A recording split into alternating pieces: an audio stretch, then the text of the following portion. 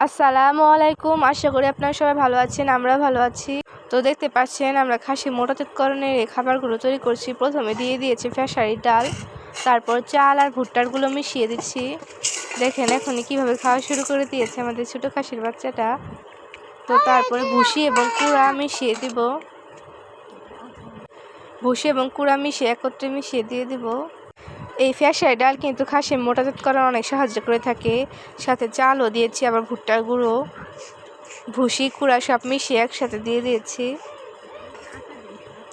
এখন সাথে আবার আটাও দিতে হবে। তো আটা আনতেছে আমার আম্মু।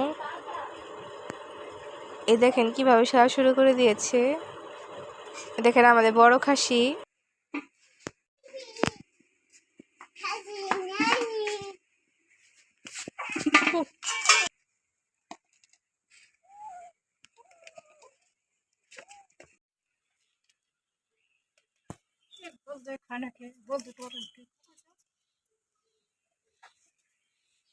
এই দেখেন পরে আমার আম্মু আটা নিয়ে আসছে, আটা মিশিয়ে দিয়েছে একবারে।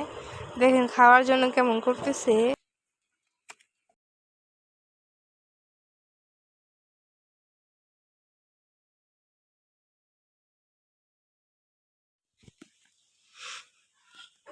তো আপনারা চাইলেও খাসিকে এইভাবে খাবার দিতে পারেন।